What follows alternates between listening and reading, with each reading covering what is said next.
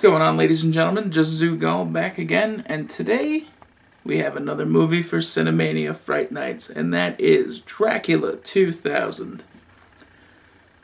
Now, this is one I remember seeing all the promotional materials for it, but never really thought about watching it, because back then when it came out, wasn't really into horror movies. I was more of an action movie type guy.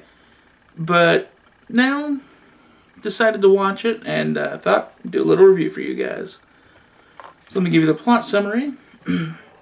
A group of thieves break into a chamber expecting to find paintings, but instead they release the Count himself. Dracula then travels to New Orleans to find his nemesis' daughter, Mary Van Helsing. I'll be honest, the plot of this movie is pretty straightforward. There's one twist, but I'm not going to spoil it for you in case you haven't seen it. But for the most part, it's pretty straightforward, classic vampire movie. You know, it has all the basics. It has Dracula regaining his strength, finding brides, like all that you would expect from a Dracula movie. But this was a very well laid out story. The pacing was nice, and it was easy to get into. But overall, for the story, it had a lot of great elements to it. Really wasn't anything negative that stood out. But the story itself was pretty good. So, you have that. Now, for my usual observations about this movie, which, for once, really nothing to say, wrong to say about this movie. I mean, there was no negative points about this film that I noticed. First up, Gerard Butler was good as Dracula. One of the best vampire performances I've seen. And, well, I haven't seen a whole lot of vampire movies. I've seen the classics. I mean, you have movies like Bram Stoker's Dracula. Gary Oldman was good, but he tended to be a little bit more creepy. I haven't seen the older, like the Bela Lugosi movies. I've seen bits of them. Haven't seen Nosferatu, though that's kind of debatable whether it's a Dracula movie.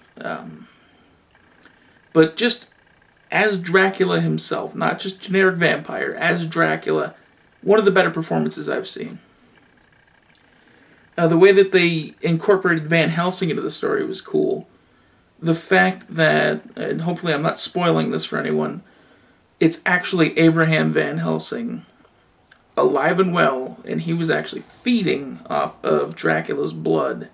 He would attach leeches to Dracula's corpse and take the blood. He would use the leech as kind of like a filter.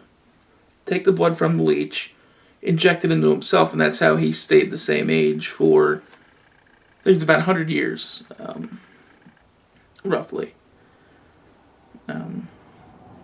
And following that up, the idea that Van Helsing kept Dracula dormant in a locked casket was interesting, because most of the time you think Van Helsing's just going to kill Dracula. But the fact that he couldn't find a way to kill Dracula, he just kept him locked up so he knew that he could feed off of his life force to keep Van Helsing young, was interesting, so he could have the time to find a way to finally kill Dracula. Considering when the film was made, it still looks good, and this movie does hold up very well. I will say that. It still looks as good as when it came out in theaters. The movie had some great transitions, in my opinion. The scene transitions were smooth, and it wasn't, like, jarring. I mean, some movies, it's like, alright, we're going from one scene, and then, bam, it hits you like a car crasher in the next one. But here it was smooth. And finally, the story really pulls you in and it grabs your interest. I noticed that from the get-go. Almost 5 minutes into this movie, I was interested. I wanted to see where this goes and how it all plays out. But overall, considering my initial thoughts, I mean, when you hear any movie having 2000 in the title, I mean, aside from... Well, no, really. I mean, I'll be honest. When I first saw the movie Cherry 2000 on Netflix, I thought, there's no way this is going to be good. I mean, it just sounded so gimmicky. And really, there was that huge trend there in the early 2000s. I mean, you had Godzilla 2000, which is up until this point, really the only good movie I found with 2000 in the title. But my initial thoughts was, oh, this is going to be crap. I don't want to watch this. But I gave it a go, and I will say, I love this movie. I really like how it brought Dracula back for a new generation. The sequels, from what I hear, not so much. I mean, it was just more direct-to-video crap. But this movie was good for what it was.